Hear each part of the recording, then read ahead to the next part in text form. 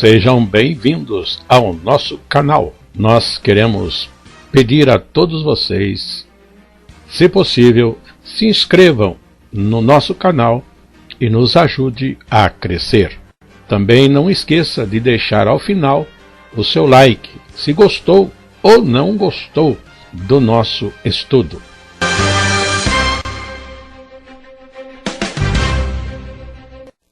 O programa a seguir é de inteira responsabilidade de seus idealizadores e apresentadores.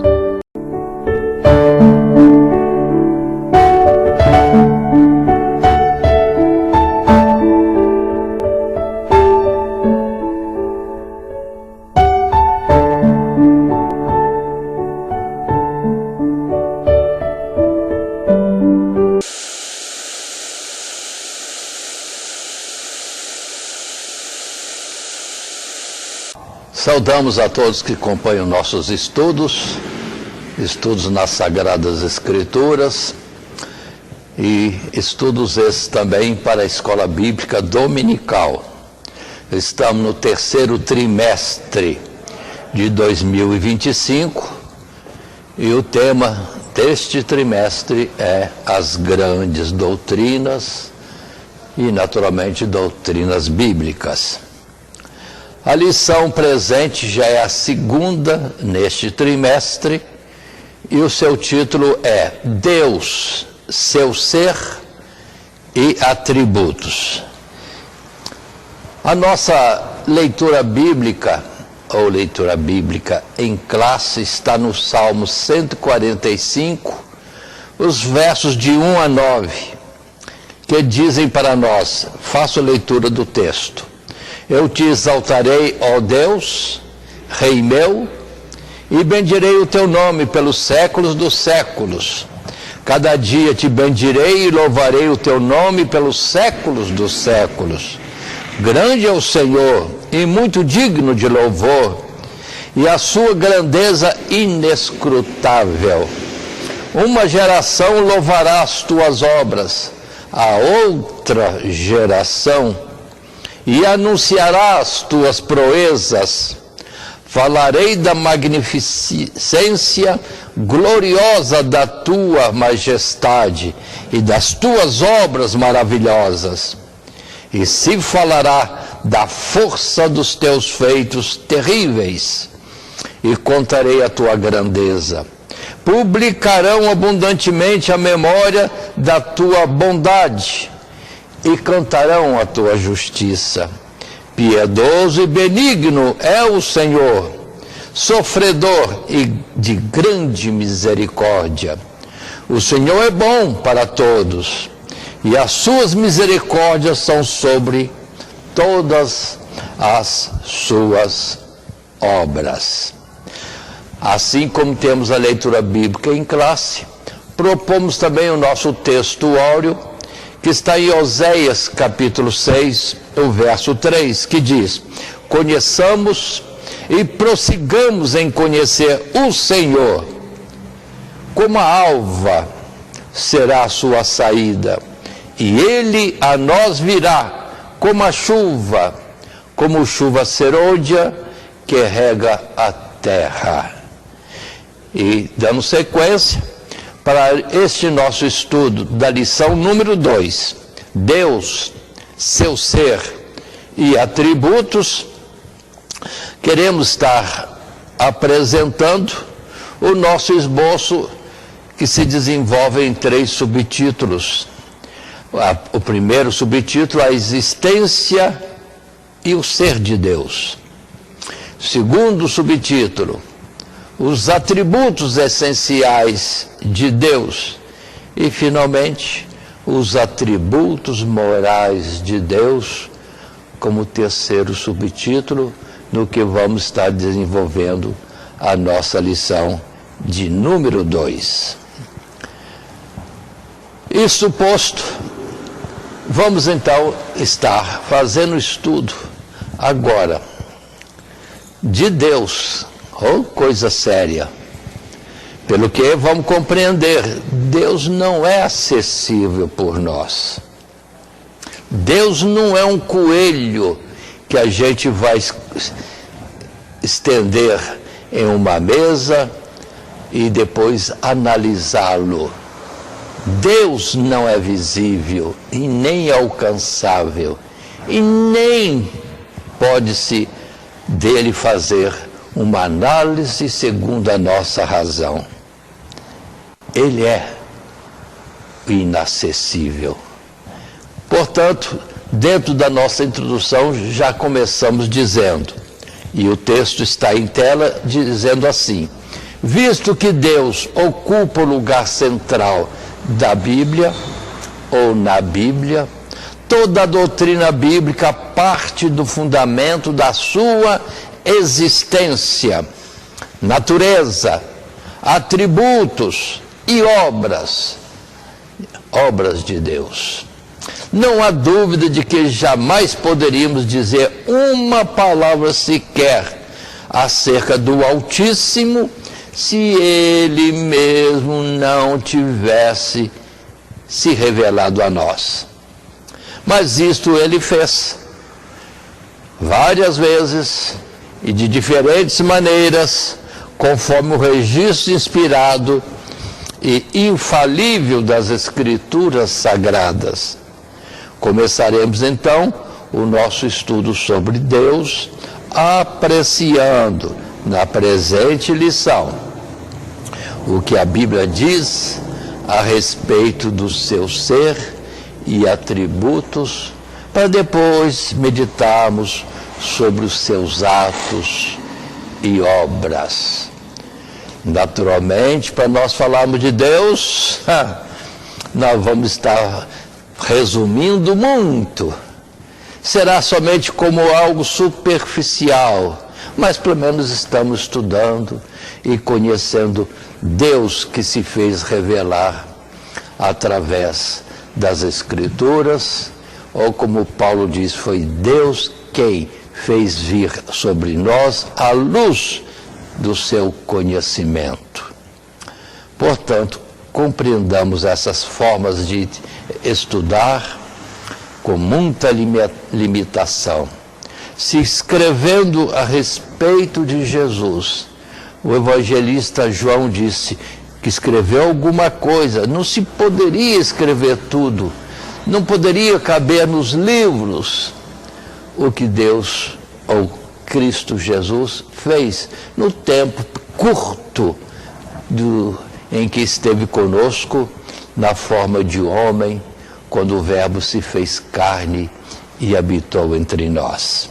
Portanto, vamos estar passando um pouco por aquilo que a Bíblia fala do Deus Todo-Poderoso, sempre existente, Criador de todas as coisas e aquele que nos dá vida e a sustenta de instante em instante. Assim, segundo o nosso esboço, vamos para o primeiro subtítulo, que tem o primeiro subtítulo que diz: a existência e o ser de Deus. Num texto referente ao primeiro parágrafo do nosso escrito, ou da nossa lição, temos o fato da sua existência. E lendo esse texto, a Bíblia não tenta provar a existência de Deus, mas assume isto como um pressuposto, um fato que não precisa de provas, mas que o homem precisa crer para poder se aproximar do seu Criador. Por outro lado, é possível demonstrar que Deus é, através de muitas e diferentes provas e argumentos, pois ele imprimiu, tanto na criação de tudo que fez, como na consciência humana, sinais incontestáveis da sua existência e do que ele se quer, ou do que ele requer de nós. Assim, aqueles que negam a Deus, tanto em seus discursos como através de uma conduta ímpia, são declarados loucos e indesculpáveis. E nisso temos dois textos bíblicos que apresentamos. Primeiro no Salmo 14, que inicia uma argumentação, mas que diz assim: disseram os nécios, os loucos, no seu coração, não há Deus. Têm-se corrompido, fazem-se abomináveis em suas obras. Não há ninguém que faça o bem. Já em Romanos, Paulo, no capítulo 1, verso 18 e versos seguintes, diz para nós: porque do céu se manifesta a ira de Deus sobre toda impiedade e injustiça dos homens, que detêm a verdade em injustiça, porquanto o que de Deus se pode conhecer, nele se manifesta, porque Deus lhe manifestou, porque as suas coisas invisíveis, desde a criação do mundo, tanto o seu eterno poder como a sua divindade, se entendem e claramente se veem pelas coisas que estão criadas, para que eles fiquem inexcusáveis, porquanto, tendo conhecido a Deus, não o glorificaram como Deus, nem lhe deram graças. Antes, em seus discursos se desvaneceram e o seu coração insensato se obscureceu. Dizendo-se sábios, tornaram-se loucos. Aí nós vemos a multidão de gente que diz não crer em Deus, ou afirmam de uma forma, vamos dizer assim, soberba, que Deus não existe. É loucura. Como que eles existem? Aí começa a própria razão perguntando: como eu existo? Dependo de quem? Sobrevivo por quem? E tantas perguntas que vêm naturalmente à mente humana, que só sendo sensato e dizer deve haver um ser grande, superior, muito poderoso, para estar regendo todas essas coisas em todo este universo.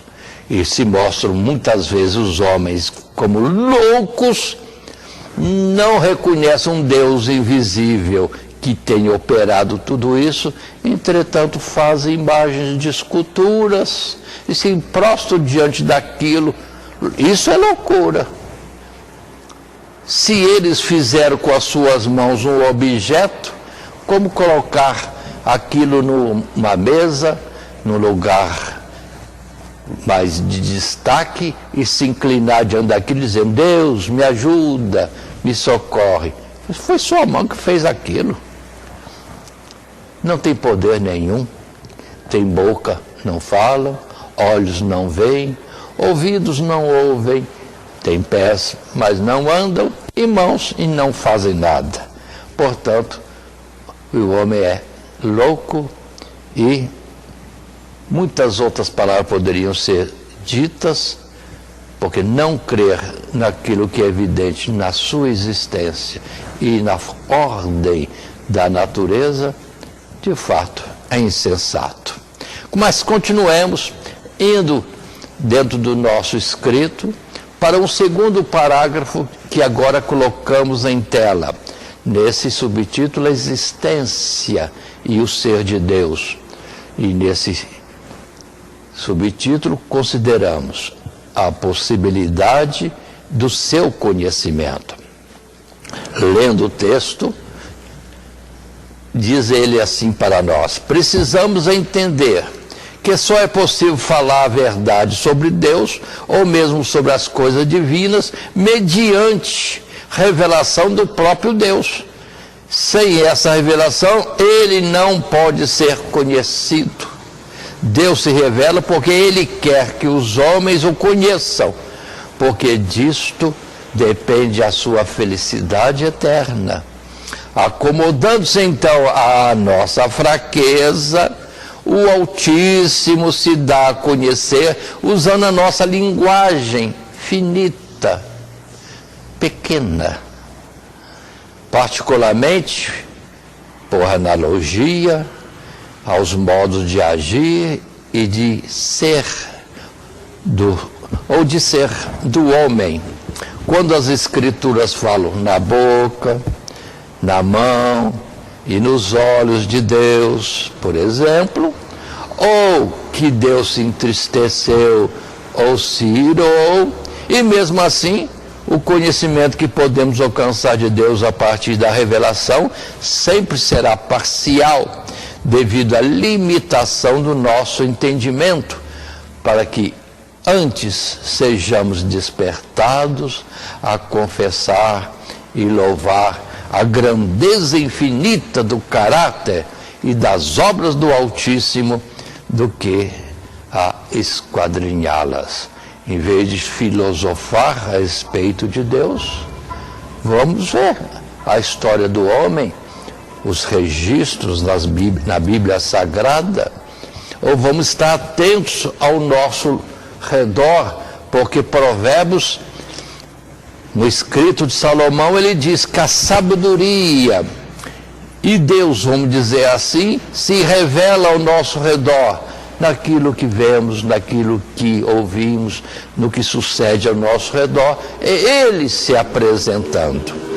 Mas vejamos alguns textos na Bíblia que nos chamam a atenção para esse cuidado, como em 1 Coríntios capítulo 2, verso 9 e versos seguintes, está escrito, e diz no texto bíblico assim: mas como está escrito, as coisas que o olho não viu, e o ouvido não ouviu, e não subiram o coração do homem, são as que Deus preparou para os que o amam.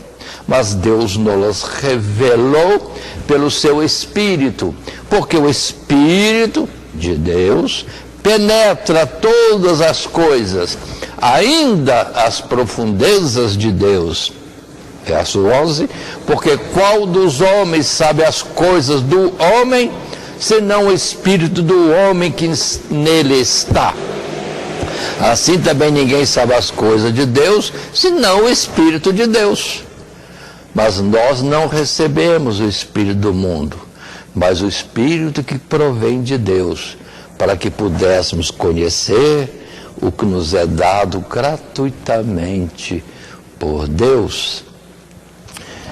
Observe esse texto e uma coisa que eu já vi. Muitas pessoas dando testemunho de que nas suas dificuldades, nos seus problemas, ou na falta de saúde, ou em situações de muito perigo, usaram dessa expressão: Deus, se o Senhor existe, me socorre nisso ou naquilo. E isso sucedeu, veio o socorro, é Deus se apresentando, é Deus se revelando. Ainda mais quando Jesus nos ensinou dizendo que Ele está como que à porta e bate.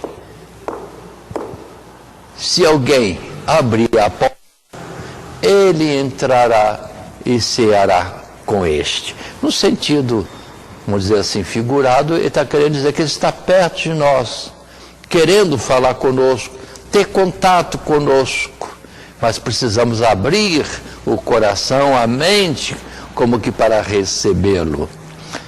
E vamos entender também que Deus tem outras formas de se revelar. Até mesmo o Faraó, quando esteve naquela soberba toda diante de Moisés, dizendo: quem é o Senhor, Deus de Israel, para que eu o conheça e lhe obedeça? Não o conheço e nem vou obedecê-lo. Pronto.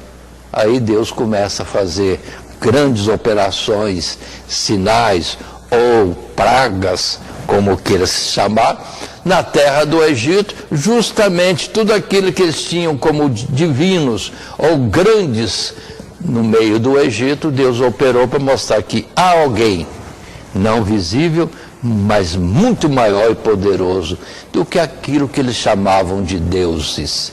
E não eram deuses, mas o Deus de Israel, invisível, se manifestava ao povo de Israel, que não o conhecia ainda, e ao próprio Faraó. Mas nesse texto aqui, nesse quadro que temos em tela, o Atos capítulo 17, 23, nós temos Paulo conversando com os atenienses, os gregos, quando diz: porque passando eu, vendo os vossos santuários, achei também um altar em que estava escrito: ao Deus desconhecido. Esse, pois, que vós honrais, não o conhecendo, é o que eu vos anuncio. Ou seja, a Grécia, os gregos, com toda a filosofia deles, eles chegaram à conclusão: se tinha tantos e tantos deuses, ou deuses da mitologia, olha, acho que está faltando algum. Então eles chamavam de Deus desconhecido. E Paulo sabiamente pega nisso. Vocês servem um Deus que não conhecem, e eu apresento esse, aquele que não é representado por imagens que não se movem, mas aquele que criou os céus e a terra. E Paulo vai falar do verdadeiro Deus. Ou João. Em João nós temos uma conversa registrada entre Jesus e uma samaritana. E houve um momento em que Jesus disse para ela: vós adorais o que não sabeis. Nós adoramos o que sabemos, porque a salvação vem dos judeus. E por isso as Sagradas Escrituras mostram toda a história voltada para um povo que não era excelente em si mesmo, mas era especial. Um povo pelo qual Deus se manifestava ao ser humano e pelo qual muitas nações podiam contemplar um Deus que operava no meio de um povo e assim se fazia conhecer para os homens de Israel e para todas as nações que ouviam falar dos seus feitos. Mas continua em outro quadro, em outra tela, agora assim exposta, outros textos como João capítulo 17, verso 3, quando temos também Jesus falando: e a vida eterna é essa, que conheço a ti só por único Deus verdadeiro, e a Jesus Cristo a quem enviaste. Jesus dá um testemunho que, conhecendo-se a Deus que existe, aí os homens poderiam ter acesso à vida eterna. Já Jó, nas suas experiências e conversas e na disputa com os amigos que queriam acusá-lo de alguma coisa, Jó diz: depois disto, o Senhor mesmo respondeu a Jó de um redemoinho e disse: quem é este que escurece o conselho com palavras sem conhecimento? Agora cinge os teus lombos como homem, e perguntar-te-ei, e tu responde-me: onde estava tu quando eu fundava a terra? Faz-nos saber se tens inteligência. Ou seja, difíceis, e continuamente queria que Deus viesse conversar com ele. E Deus veio. Ele pediu, ele insistiu, e Deus se manifestou e começa a mostrar a ele algumas coisas, como ainda no capítulo 26 desse mesmo livro de Jó, o verso 14 diz: eis que isso são apenas olas dos seus caminhos, e quão pouco é o que temos ouvido dele, quem, pois, entenderia o trovão do seu poder? Ou seja, Jó discutindo com seus amigos e das coisas de Deus e do entendimento, porque ele estava sofrendo aquele revés tão grande, mas depois tudo foi lhe devolvido e em dobro. Jó pôde dizer isso. O que se pode falar de Deus? Tudo que falamos é pouco. são como que o redor das suas orlas dos seus vestidos. Quem conhece a profundeza de Deus e quem conhece o pensar de Deus, quando ele mesmo diz que o seu pensamento e os seus planos são mais elevados do que os céus sobre a terra. Ou seja, muito alto é Deus e nós estamos presos aqui, nesse lugar físico. Finalmente, em Romanos capítulo 11, verso 33, mais uma palavra de Paulo, quando ele diz: ó profundidade das riquezas, tanto da sabedoria como da ciência de Deus, quão insondáveis são os seus juízos e quão inescrutáveis os seus caminhos. Aí está. Continuamos na nossa lição falando da existência de Deus. Mas, indo para um terceiro parágrafo desse nosso estudo, e um terceiro assunto destacamos: a singularidade do ser, ou do ser de Deus, ou do seu ser. E o texto em tela diz para nós: a pergunta que o quem é Deus, ele mesmo responde quando conversa com Moisés: eu sou o que sou. Êxodo capítulo 3, verso 14.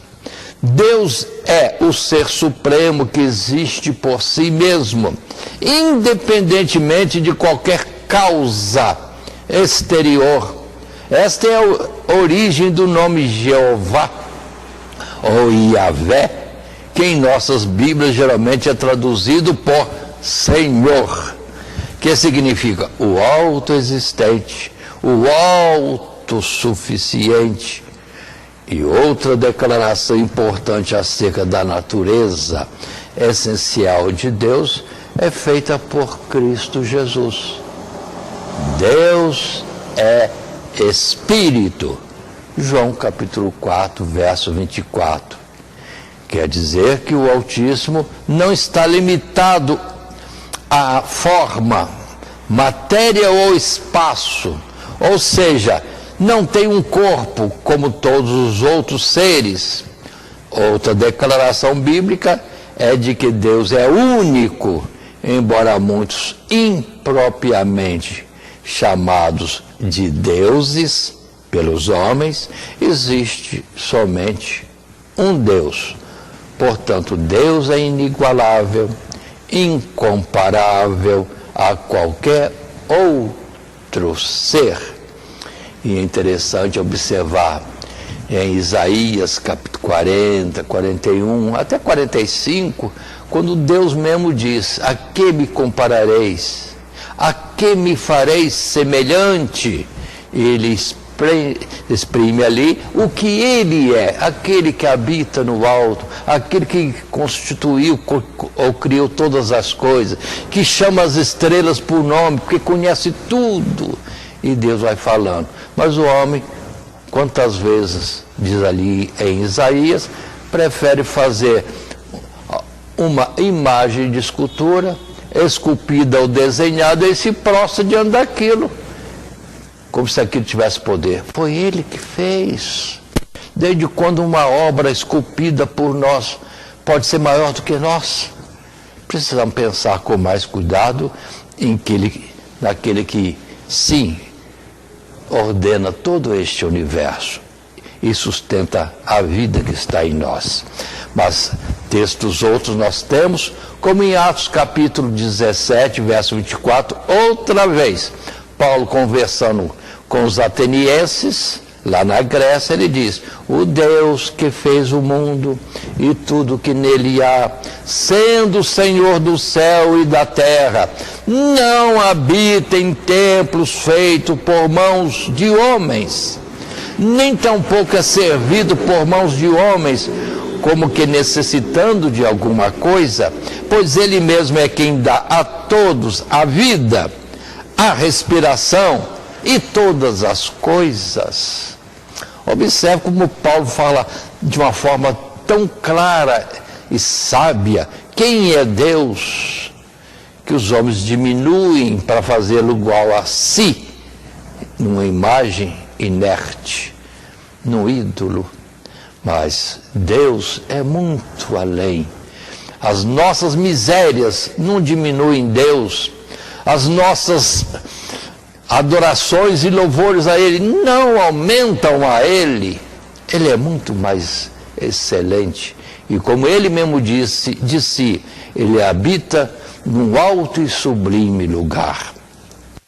Em Deuteronômio, no capítulo 6, verso 4, Deus mesmo por Moisés diz: ouve Israel, o Senhor, Jeová, aquele que é nosso Deus, é o único Senhor, não há outro Deus. E assim, outras expressões nós temos e colocamos em tela, como 1 Coríntios, capítulo 8, o verso 6.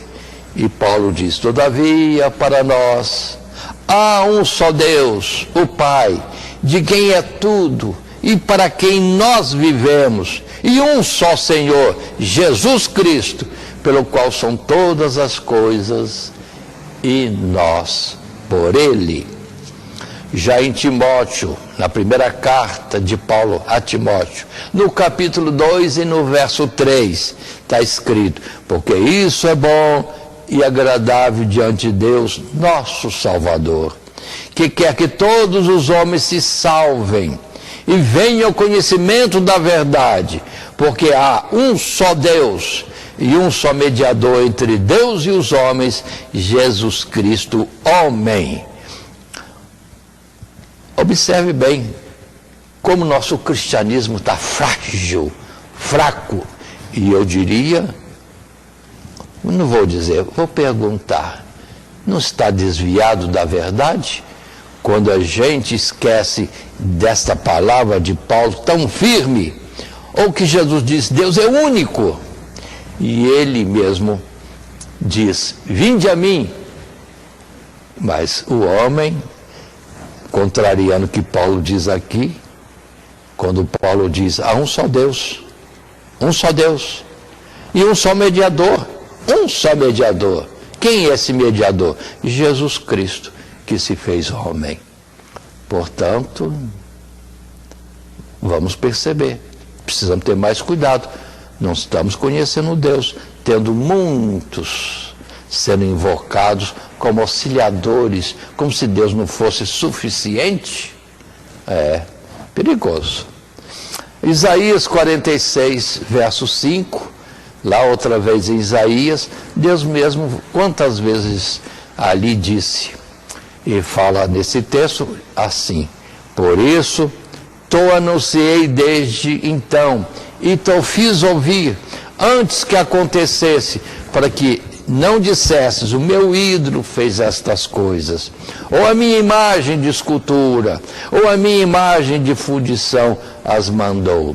Ou seja, antes Deus falou muitas vezes, falou para Abraão que iria para a terra do Egito, a sua descendência seria escrava ali por 400 anos, mas depois Deus os faria voltar àquela terra que Abraão peregrinou.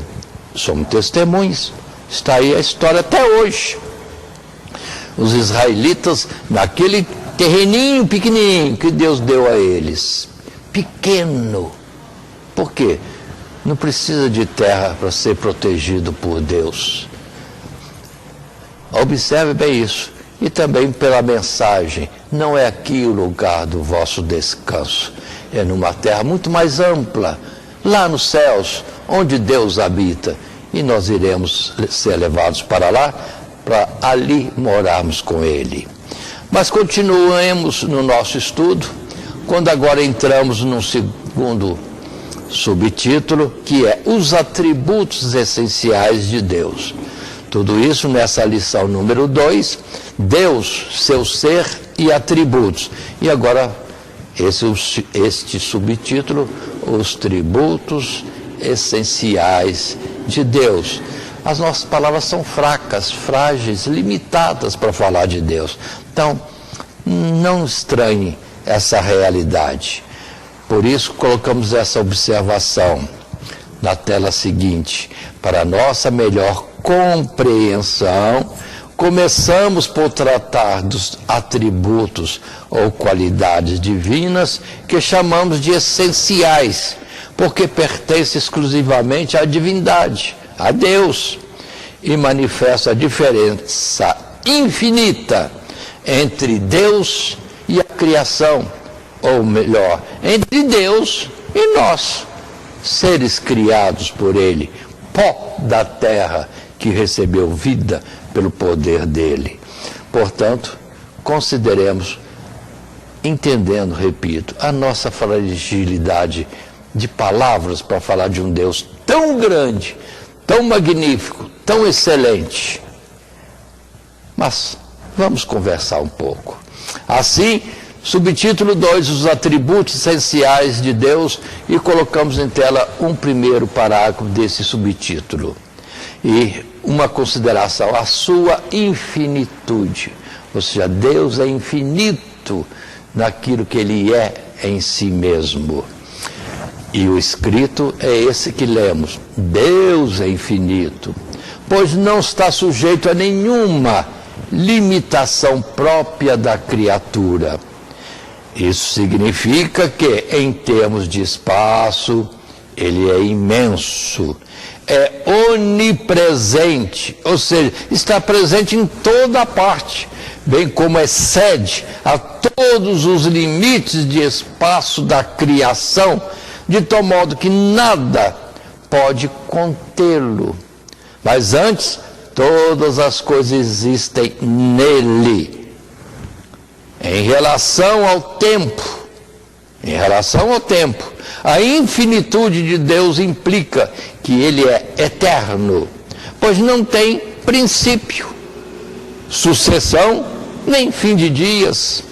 Outro aspecto da sua infinitude é a sua onisciência, pois Ele conhece intimamente todas as coisas, desde as mais insignificantes até as maiores grandezas do universo, desde as mais evidentes e manifestas até as mais íntimas e ocultas, como os pensamentos do coração, de modo que nada pode ser ocultado dele. Quanto à sua vontade e poder, Ele é onipotente. Gênesis 17:1, ele mesmo diz para Abraão assim, Gênesis 17, é o capítulo, verso 1. Não havendo nada difícil para Deus, em nenhum dos seus pensamentos podendo ser impedido. Ele faz tudo o que quer. Aí está, Deus é infinito, muito mais alto do que essas nuvens e essa atmosfera e este universo. É o nosso Deus, em todos os seus atributos. Mas temos vários textos bíblicos, e aí a Bíblia é farta para falar de Deus em muitas coisas, como nesse assunto dessa lição número 2, o seu ser e atributos. Mas vamos dar alguns textos bíblicos que aqueles que usam esse material numa escola bíblica dominical poderão utilizar, ou então esteja à vontade para escolher e acrescentar outros textos mais da sua própria vontade. Mas em 1 Reis, capítulo 8, verso 27, está escrito assim: mas na verdade habitaria Deus na terra?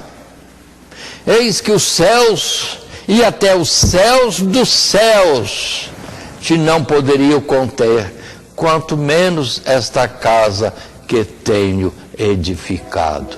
Salomão, o sábio, construiu aquilo, depois considerou, mas o que é isso aqui para Deus? Mas aquilo ali era figura, representação, um ponto para que no início do aprendizado das coisas de Deus, o povo de Israel pudesse, vamos dizer assim, ter um lugar onde poderia estar conversando com Deus, onde poderia estar apresentando suas ofertas, e onde essas mesmas ofertas oferecidas dentro de um ritual, era Deus se revelando de alguma forma ao ser humano, ao povo de Israel e por ele ao mundo. Mas em Jeremias capítulo 23, verso 23 e 24, podemos ler: sou eu apenas Deus de perto, diz o Senhor, e não também Deus de longe? Esconder-se-ia alguém em esconderijos, de modo que eu não o veja, diz o Senhor. Porventura não encho os céus e a terra, diz o Senhor. Observe isso. E é interessante que naquele tempo antigo, teve um rei que procurava sempre fazer guerra com Israel e sempre perdia, porque Deus estava com Israel, ou Israel estava andando direito no caminho de Deus, e Deus sempre era o seu socorro e operava maravilhosamente.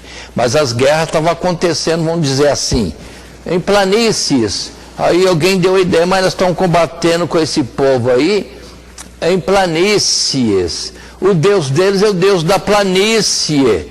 Vamos agora combater em lugar rochoso, em um lugar, digamos assim, elevado ou com algum relevo, e foram fazer guerras procurando lugar diferente. Mas foram vencidos do mesmo jeito, porque Deus diz: eu sou Deus dos montes, sou Deus das planícies, sou Deus do mar, sou Deus de todos os lugares. Por que esta diminuição de Deus? Mas continuamos ainda em Atos capítulo 17, outra vez na palavra de Paulo aos gregos: porque nele vivemos e nos movemos e existimos, como também alguns dos vossos profetas disseram, pois somos também sua geração.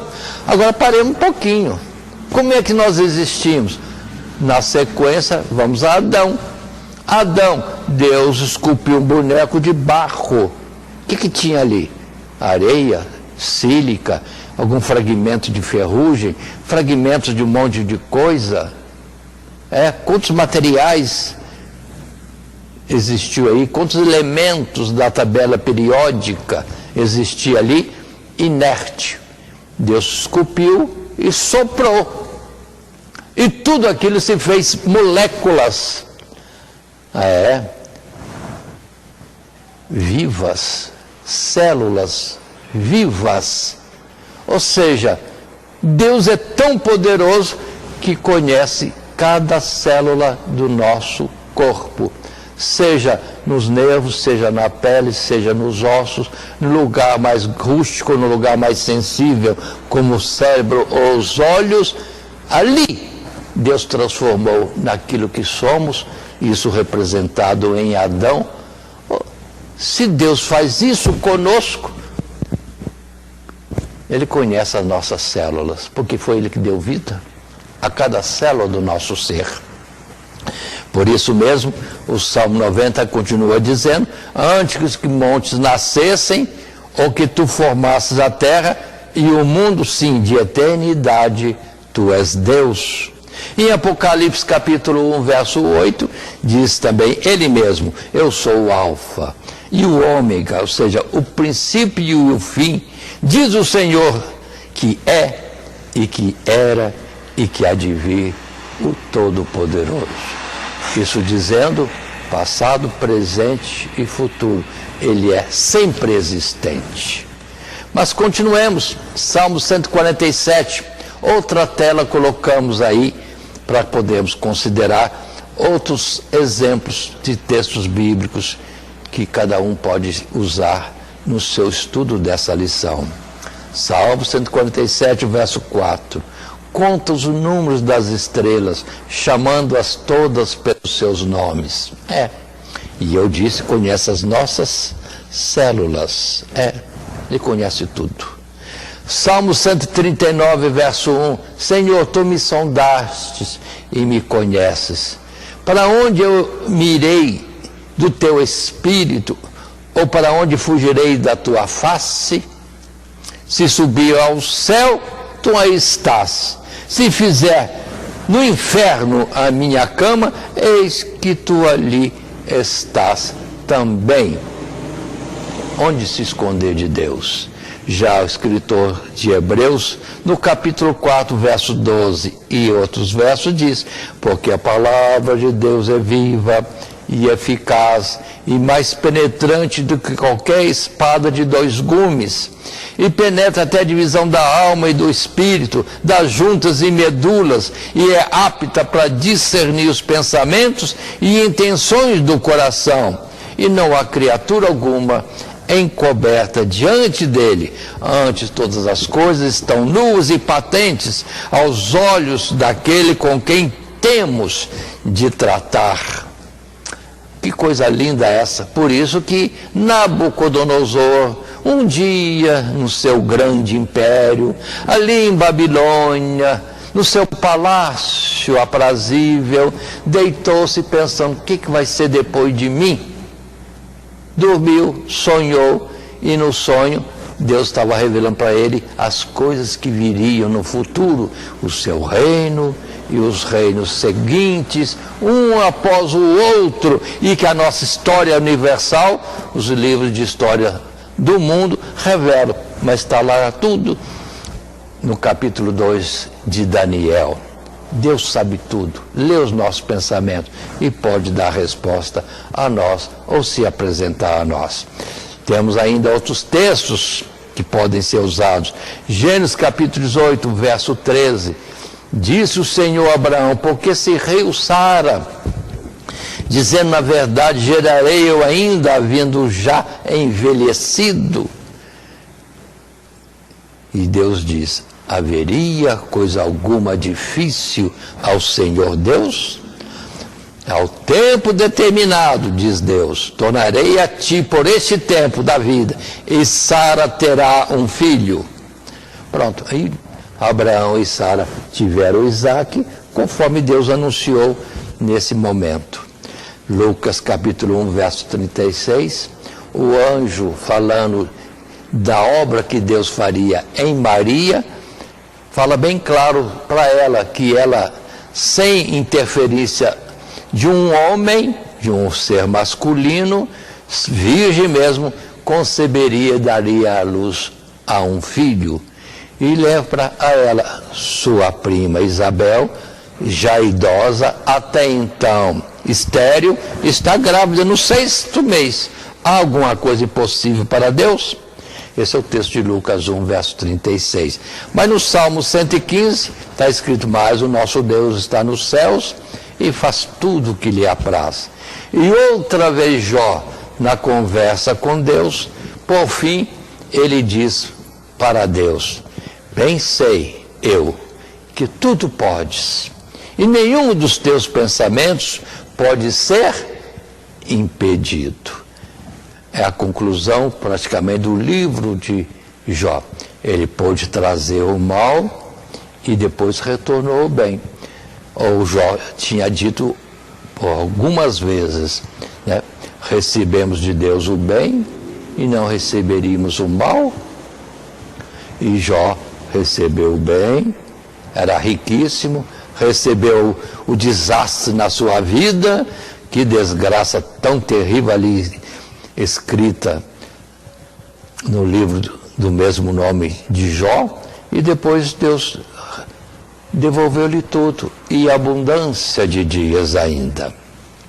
Mas continuemos na nossa lição. Estamos no subtítulo segundo os atributos essenciais de Deus, nessa lição número 2, quando nós falamos de Deus, o seu ser e atributos. E agora, num novo parágrafo, um segundo parágrafo desse subtítulo 2, nós temos a consideração que é sua imutabilidade. E aí vem o escrito que lemos: ao passo que todas as coisas criadas são sujeitas a constantes mudanças, tanto no seu aspecto exterior como interior, Deus permanece sempre o mesmo. Em Deus não há mudança nem sombra de variação, embora sua sabedoria seja multiforme, o que significa que Deus pode lidar com as mais diversas e contraditórias situações. inclusive as atitudes e disposições cabientes, ou seja, sempre modificadas pelo homem, sem que com isso contradizer o seu caráter e vontade. Por isso também as Escrituras dizem que Deus não pode medir e nem se arrepender. Pronto, Deus é o mesmo, firme, absoluto, definido, e em si mesmo não fica mudando para lá e para cá. Ou como o homem que sempre está mudando a si mesmo, toma a decisão hoje, amanhã já não toma, faz um voto com o próprio Deus num dia, depois já não cumpre, e assim vai levando a sua vida nos sims e nãos, mas Deus não. Sim, sim, ou não, não. Deus não muda. E por isso mesmo, vamos entender que as ordens de Deus, os mandamentos de Deus não mudam. Por que então que as religiões estão mudando? Dizendo agora pode isso, agora pode aquilo. Antes não podia, mas agora pode. Onde que o homem tem autoridade para falar que fazer o homem qualquer coisa, porque a sua religião ou a sua... Sim, ele, por ela entende? Deus não muda. Quando ele deu 10 mandamentos, é 10 mandamentos.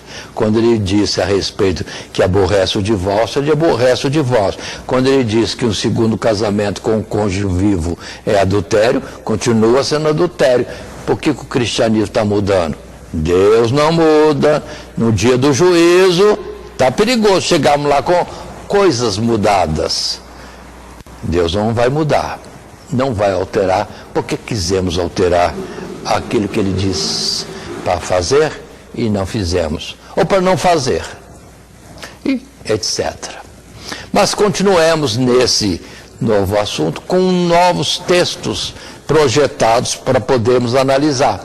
Agora é o Salmo 102, verso 25, quando o salmista diz: desde a antiguidade fundaste a terra, e os céus são obra das tuas mãos. Eles perecerão, mas tu permanecerás. Todos eles como uma veste envelhecerão, como roupa os mudarás e ficarão mudados, mas tu és o mesmo e os teus anos nunca terão fim. Deus não muda, Deus é eterno. Agora tudo que ele fez, ele já deixou cada um na sua limitação. E quanto ao ser humano, nesse ponto vamos entender que também sábio Salomão e outros chegaram a dizer que é o homem. Que é o homem? É como uma planta que hoje está florindo, mas logo, logo a sua flor, a sua glória seca e a vegetação murcha e passa.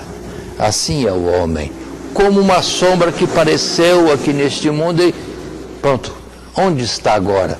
Já passou.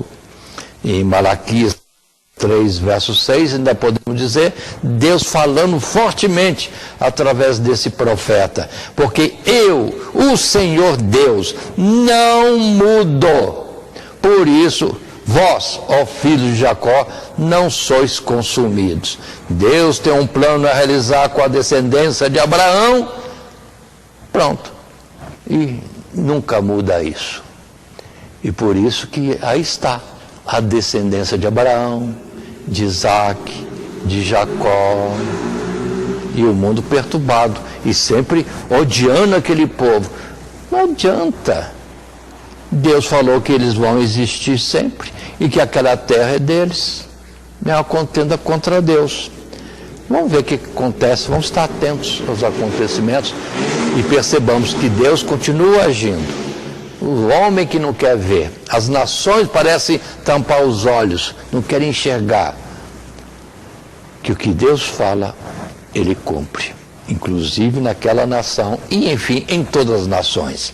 Também em Tiago, capítulo 1, 17, está escrito: toda boa dádiva e todo dom perfeito vem do alto, descendo o Pai das luzes, em quem não há mudança nem sombra de variação.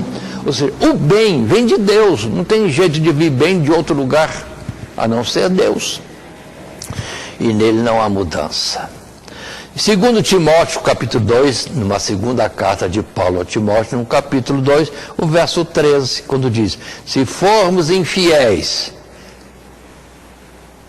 Ele, Deus, permanece fiel. Não pode negar-se a si mesmo. Então, por isso que Deus faz algumas promessas, o homem anda torto e Deus, entretanto, aquilo que Deus fez, Deus continua a fazer, o propósito que Ele falou que vai estar fazendo, ainda que o homem esteja alterando, Deus não altera os planos e a sua palavra se cumpre tempo a tempo. Continuando ainda, em Números capítulo 23, verso 19, temos: Deus não é homem para que minta, nem filho do homem para que se arrependa, porventura diria ele e não o faria? Ou falaria e não o confirmaria? Então, atenção, vamos estar atentos a isso. Inclusive, Abraão teve a experiência com Deus. Deus falou com ele uma certa vez, e sendo ele já velho: você vai ter filho e a sua descendência será grande na face da terra. Somos testemunha hoje. Mas lá naquele tempo, um momento lá houve que Abraão perguntou para Deus: está demorando, eu estou velho, a esposa, além de estéril, está mais velha, o costume das mulheres nela já não acontece, o período mensal já cessou. E Deus põe ele para fora da tenda e diz: olha para o céu, conta as estrelas, assim será a tua descendência. Hoje nós somos testemunhas, ou seja, Deus fala e Deus confirma. Em Hebreus capítulo 6, verso 17, está escrito: pelo que, querendo Deus mostrar mais abundantemente a imutabilidade do seu conselho aos herdeiros da promessa, se interpôs com juramento, para que por duas coisas imutáveis, nas quais é impossível que Deus minta, tenhamos a firme consolação, nós o que pomos o nosso refúgio em reter a esperança proposta. O que Deus promete, Deus cumpre. Vamos estar atentos. E o mundo continua no dia a dia.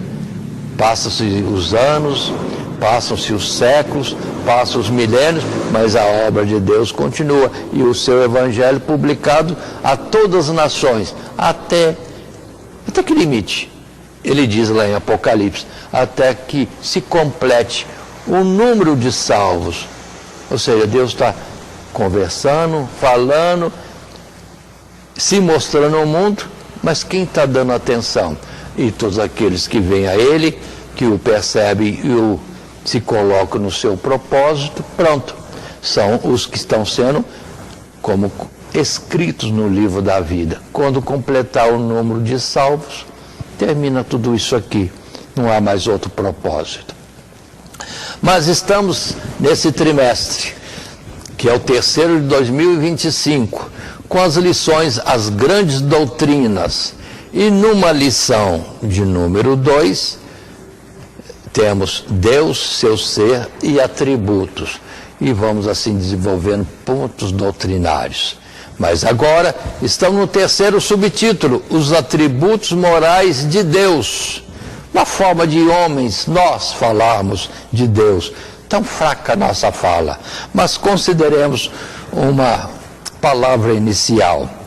Está em tela um parágrafo que nos diz: alguns atributos divinos são chamados de morais, porque também pode ser encontrado nos homens, ainda que numa medida incomparavelmente inferior. Deus os possuindo e os manifestando como gloriosas perfeições ou grandezas inescrutáveis. Esses atributos são manifestos no relacionamento da divindade conosco, além de nos instruir quanto às virtudes que devemos cultivar, buscando-as nele como a fonte, a fim de nos tornarmos mais semelhantes ao nosso Criador. E lembremos que a revelação bíblica diz: o início de tudo, ou de nós, vamos dizer. Deus disse ao nos criar: façamos o homem à nossa imagem e semelhança. Portanto, Deus está nos dando mandamentos, dando orientações, justamente para andarmos no seu modo de ser e nisso sermos perfeitos ou irrepreensíveis, para sermos como Ele é. E se atingirmos esse processo, ainda que a nível bem pequeno ainda, aí teremos a vida com Ele na eternidade. E neste ponto temos a colocação de 1 Pedro capítulo 2, verso 9, que diz: mas vós sois a geração eleita, o sacerdócio real, a nação santa, o povo adquirido, para que anuncieis as virtudes daquele que vos chamou das trevas para a sua maravilhosa luz.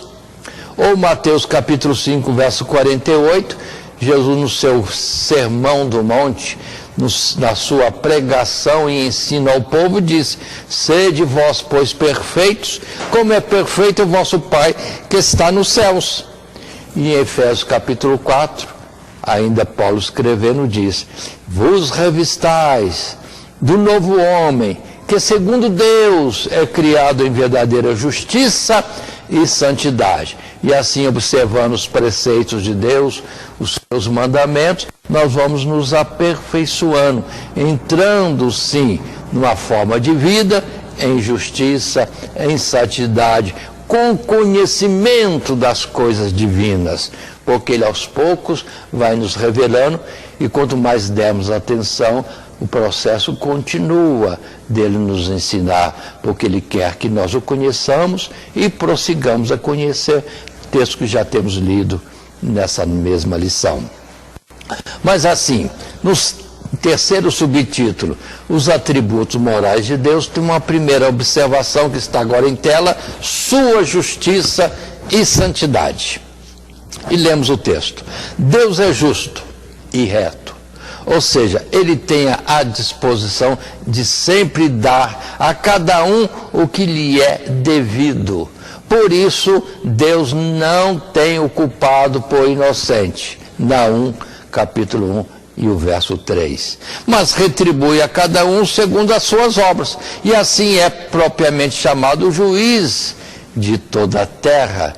É como Abraão o chamou em Gênesis capítulo 18, verso 25. Deus também é santo. É o Salmo 99, tanto no verso 5 como no verso 9. E este aspecto do seu caráter está relacionado com o anterior, porque santidade em Deus é a sua perfeita separação do que é comum, ou pureza em relação a toda injustiça, razão pela qual Ele é comparado à luz totalmente claro. Totalmente claro, ou seja, Ele pode se expor inteiramente, nele não há falha, nada oculto, nada de trevas, é sim, sim e não, não. Comparado à luz, o que diz João na sua carta primeira, no capítulo 1 e verso 5. Continuando no texto: a santidade de Deus também se manifesta no seu zelo ou ira contra o pecado, que é a injustiça, e nisto ele é comparado ao fogo, ou a sua justiça é comparada ao fogo, que vem e queima tudo aquilo que é impróprio, injusto, mal, trevas e etc. E com isso, aqueles que estão acompanhando nossa lição, vejam que temos muitos textos bíblicos para serem tomados e apresentados numa exposição, se isso for feito numa classe da escola bíblica dominical. E o professor, então, esteja à vontade para usar esses ou colocar outros textos da sua escolha. Assim, aqui apresentamos, e está em tela, Deuteronômio capítulo 32, o verso 4. Deus diz de si e Moisés fala: Ele, Deus, é a rocha cuja obra é perfeita, porque todos os seus caminhos são juízo. Deus é a verdade, e não há nele injustiça. Justo e reto é. Já o Salmo 97 diz: o Senhor reina, regozije-se a terra, alegrem-se as muitas ilhas, nuvens e obscuridade estão ao redor dele, justiça e juízo são a base do seu trono. Ou seja, nós vivemos neste mundo e estamos vivendo uma época difícil, em quem crer, em que notícia crer, em que quem diz a verdade ou quem está sendo sincero em tudo que se fala, se publica. Mas Deus é perfeito. Sim, sim, não, não. É a forma mais resumida de dizer de Deus, da sua justiça e a sua palavra e da sua fidelidade. Em Romanos capítulo 2, versos 5 e seguintes, nós temos: mas segundo a tua dureza, Deus falando para o homem, a dureza do homem, e teu coração impenitente, entesouras ira para ti no dia da ira e da manifestação do juízo de Deus, o qual recompensará cada um segundo as suas obras, a saber, a vida eterna aos que, com perseverança em fazer bem, procuram glória e honra e incorrupção, mas indignação e ira de Deus aos que são contenciosos e desobedientes à verdade e obedientes à iniquidade, tribulação e angústia sobre toda a alma do homem que faz o mal, primeiramente do judeu e também do grego. Glória, porém, e honra e paz a qualquer que faz o bem, primeiramente o judeu, ou ao judeu, e também ao grego, porque com Deus não há acepção de pessoas, ou seja, Deus age do mesmo jeito para todos os homens em todo o tempo.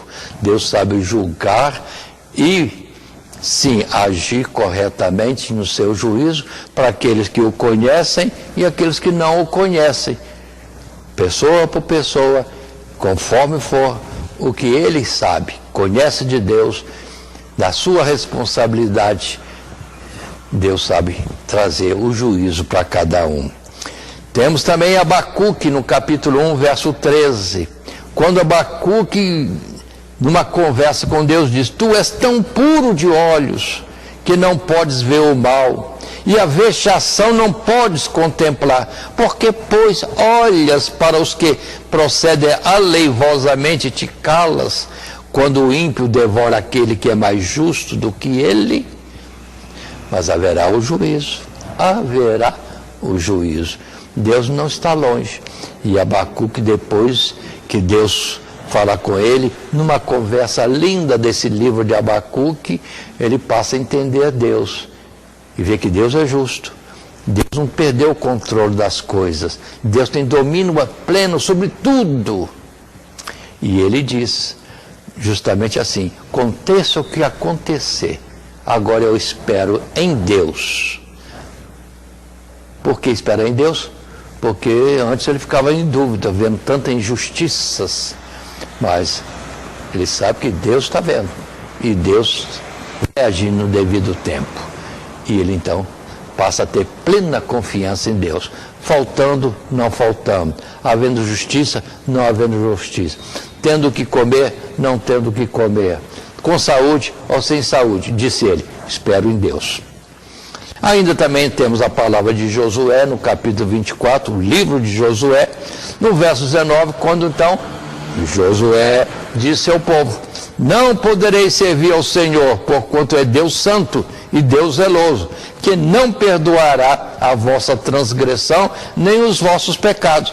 Se deixardes o Senhor e servirdes a deuses estranhos, então se tornará e vos fará mal, e vos consumirá, depois de vos fazer bem.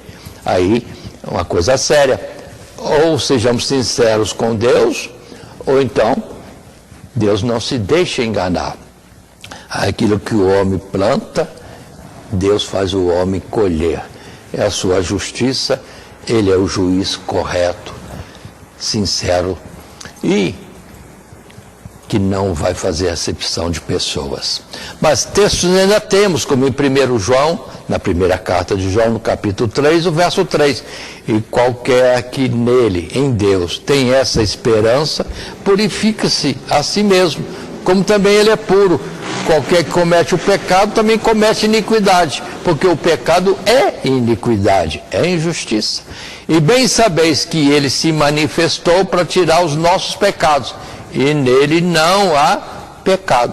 Então, se é assim, então quanto mais a gente nos colocar para andarmos corretamente, segundo os princípios de Deus, haverá uma boa coisa para nós, teremos crédito diante de Deus. Mas se queremos andar de qualquer jeito, não teremos de Deus misericórdia alguma, porque desprezamos o seu conselho e fizemos como aquele que se coloca de costa para o que Deus quer a nosso respeito.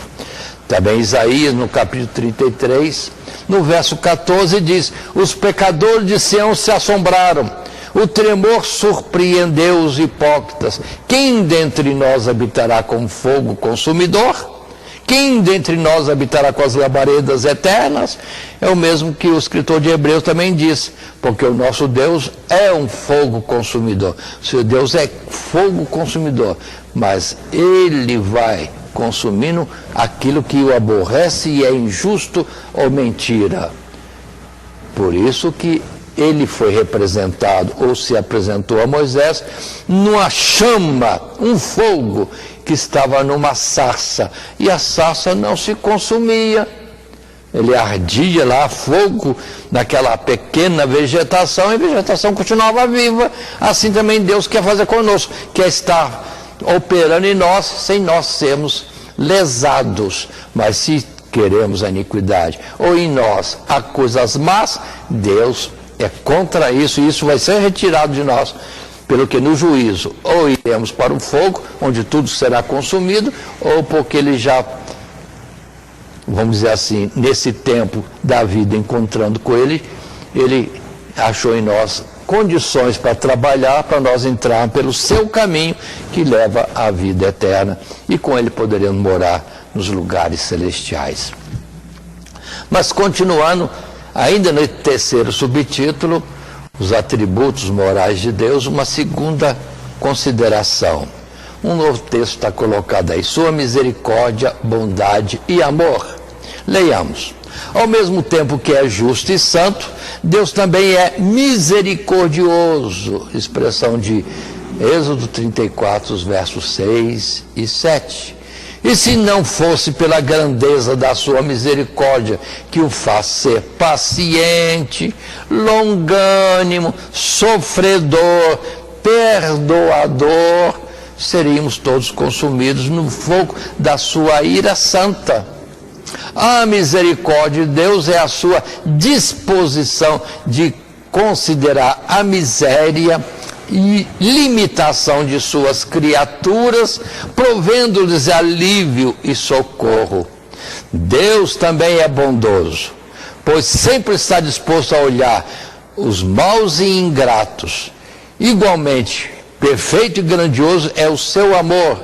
1 João, no capítulo 4, verso 8, que se manifesta primeiro em relação a si mesmo, ao seu nome, à sua glória e excelência, depois àqueles com os quais se comunica, ou que se chegam a ele e de quem ele também se aproxima, a sua glória e excelências, depois àqueles com os quais se comunica, a fim de torná-los semelhantes a si, e pelos quais abriu mão daquilo que mais amava, seu Filho, para que alcançasse este fim.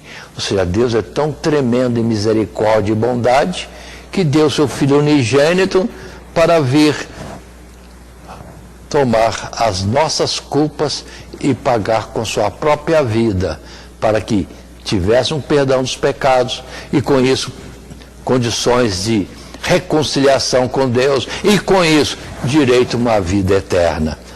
Quão grande é a misericórdia de Deus para conosco.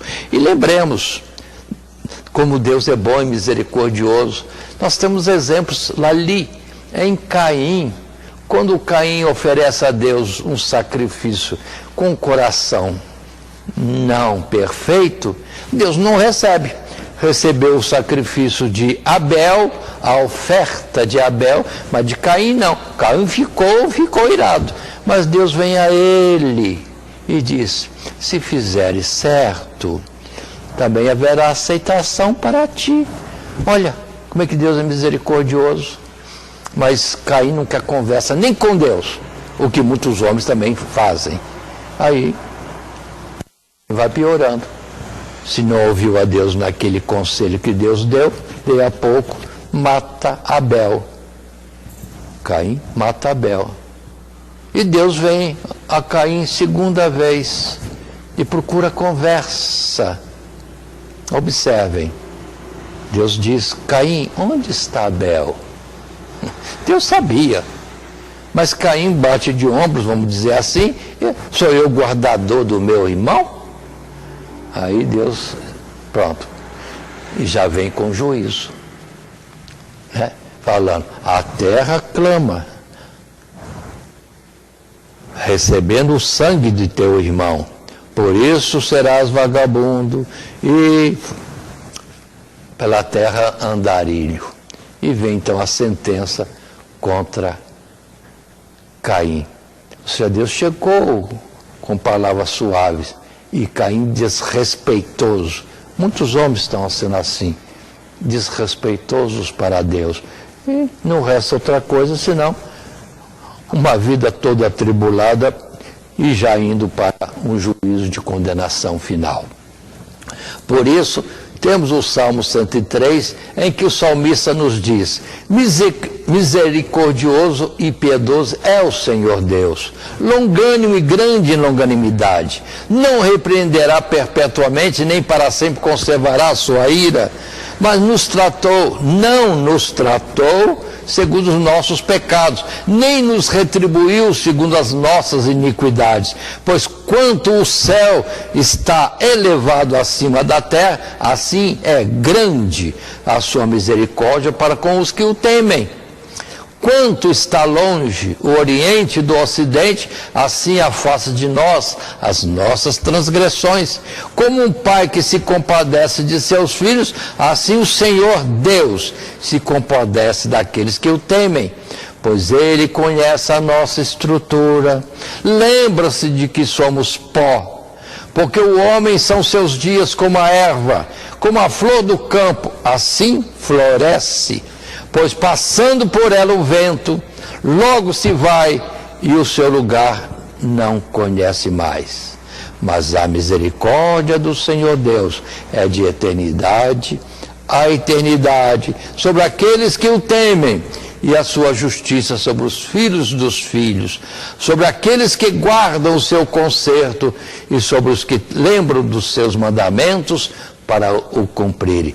Um texto longo, mas testemunho de um salmista, mas muitos poderiam usar essas mesmas palavras, porque tendo andado nesse mundo por caminhos diversos, de qualquer jeito, um dia tiveram encontro com Deus e se deram crédito e levaram a sério a oportunidade de uma revelação de Deus, de um contato com Deus de uma forma ou outra, por um testemunho, observação de um fato, ou um sonho que Deus dá, e anda agora no caminho de Deus, Deus vai, esquece, perdoa as coisas antigas e trata essa pessoa que se aproximou como se nunca tivesse falhado contra ele, e continua a operar e a trabalhar nessa vida, aperfeiçoando-a para conseguir entrar nos lugares celestiais. E assim, observe que nós temos outros textos bíblicos, como o Salmo 107, verso 8, louvem ao Senhor pela sua bondade e pelas suas maravilhas para com os filhos dos homens. Mateus capítulo 5, verso 45, Jesus diz a respeito de nós, para quem ele diz assim: para que sejais filhos do Pai que está nos céus, porque faz que o seu sol se levante sobre maus e bons, e a chuva desça sobre justos e injustos. Quando não convida nos convida para nós sermos bons, como Deus é bom e misericordioso, para nós amarmos o próximo como a nós mesmos. Isaías 48, verso 11, por amor de mim, o farei, porque como seria profanado o meu nome, e a minha glória não darei a outrem. Aí, Deus é zeloso pelo seu próprio nome. Ele falou que quer salvar o homem, e o homem que se coloca no propósito dele vai ser salvo. Deus não muda e fará assim. Não vai deixar que o seu nome seja ridicularizado por alguma tentativa do homem dizer que Deus foi injusto ou infiel. Nunca há injustiça e infidelidade em Deus. O Salmo 115, no verso 1, diz: não a nós, Senhor, não a nós, mas ao teu nome dá glória, por amor da tua benignidade e da tua verdade. Aí está o perigo, porque o Salmo 115 está falando da idolatria. E aqui diz isso mesmo, não a nós, Senhor, mas ao teu nome dá glória, por amor da tua benignidade e a tua verdade. É onde muitas vezes Deus não dá atenção àqueles que se colocam diante dos ídolos, porque estão profanando o nome dele. Ou seja, prefere os ídolos que são inertes e matéria, e não se movem, e não tem coisa alguma que possam fazer. A esses ídolos clamam, e a ele não, aí fica difícil. Por causa da sua santidade e grandeza, Deus não ouve os idólatras. E o Salmo 143, verso 11, vivifica-me, ó Senhor, por amor do teu nome, por amor da tua justiça, tira minha alma da angústia. Mais textos vêm, e pode observar, em Provérbios capítulo 15, o verso 9, o caminho do ímpio é abominável ao Senhor, mas ele ama o que segue a justiça. Já em João capítulo 14, verso 21, Jesus diz: aquele que tem os meus mandamentos e os guarda, este é o que me ama, e aquele que me ama será amado de meu Pai, e eu o amarei e me manifestarei a ele. E João 3,16, aquela linda palavra que Jesus disse, da grande misericórdia e amor de Deus para conosco, quando diz: porque Deus amou o mundo de tal maneira que deu o seu Filho unigênito, para que todo aquele que nele crê não pereça, mas tenha a vida eterna. Romanos capítulo 5, verso 7, porque apenas alguém morrerá por um justo, pois poderá ser que pelo bom alguém ouse morrer, mas Deus prova o seu amor para conosco, em que Cristo Jesus morreu por nós, sendo nós ainda pecadores, sendo nós ainda como aqueles que não o conhecem e nem o levam em conta. Mas ele está como que batendo a porta, já disse, e repito, chamando o homem a atenção para achá-lo, como que se Tatiano pudesse encontrar. E assim estamos para terminar a nossa lição, e um texto de conclusão deixamos em tela que diz: jamais conheceremos a Deus perfeitamente, mas o que ele revelou acerca de si mesmo é suficiente para nos levar a amar, temer e confiar mais nele. Que as grandezas do nosso Deus sejam o tema de nossas conversações, de nossas meditações, a proclamação dos nossos púlpitos, o conteúdo dos nossos louvores e o deleite de nossas almas. Que ao invés de nos inquietarmos com as vaidades e cuidados deste mundo ou desta vida, como se fosse coisa de grande importância, possamos nos gloriar mais em conhecer ao Senhor nosso Deus. E isso encerramos, lembrando que temos andado no nosso esboço proposto com 3 subtítulos: a existência e o ser de Deus, os atributos essenciais de Deus, os atributos morais de Deus. Nosso textuário foi: conheçamos e prossigamos em conhecer o Senhor Deus, como a alva será a sua saída, e ele a nós virá como a chuva, como a chuva serôdia que rega a terra. Conhecendo a Deus e prosseguindo a conhecer a Deus, será como o nascer do sol, que vai brilhando, brilhando até ser dia perfeito. Este é o significado desse texto áureo. Que Deus, pois, em Cristo Jesus, nos abençoe ricamente.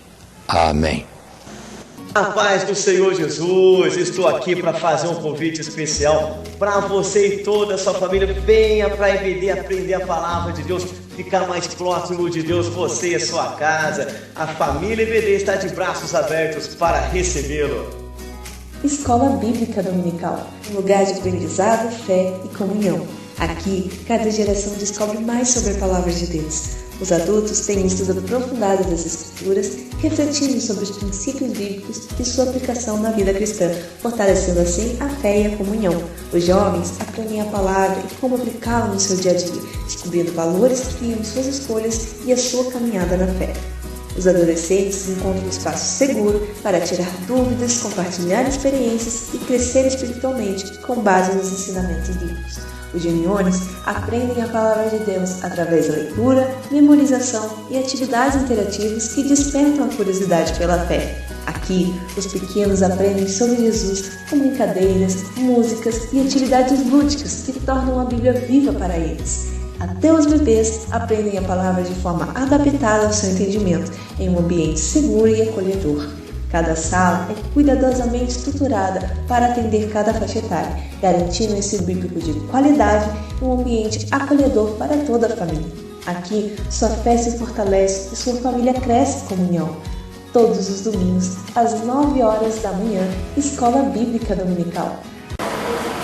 Primeiramente, quero agradecer a todos que sintonizam o nosso canal. Canal voltado principalmente à transmissão, à divulgação da Palavra de Deus. E ao encerrar o estudo desta noite, eu quero pedir a todos vocês, os que ainda não são inscritos em nosso canal, se inscrevam. Se inscrevam. Logo aí embaixo está aí a palavra inscreva-se. Clica nela. Somente isso. Se o estudo desta noite foi do teu agrado, você gostou, você concordou, clica aí no gostei. Gostei. Se você não gostou, é um direito seu. É um direito seu não gostar. Mas você pode manifestar isto. Para nós será importante isso. Saber que alguém não gostou. Clique no não gostei. Fácil. Não vai identificar você, nada. Simplesmente você vai expressar a sua opinião. Gostei, dedão para cima. Não gostei, dedão para baixo. E também pode, se você acha interessante compartilhar com seus amigos, compartilhe o nosso trabalho. Compartilhe. Aí embaixo, compartilhe. Você pode compartilhar no YouTube, pode compartilhar no Instagram, pode compartilhar no Facebook, pode compartilhar no Messenger, no WhatsApp. Vai simplesmente nos ajudar a crescer. Porque o nosso objetivo não é financeiro. Não é financeiro. Pode ver que os nossos trabalhos são todos sem fins lucrativos. Coopere conosco. Nos ajude.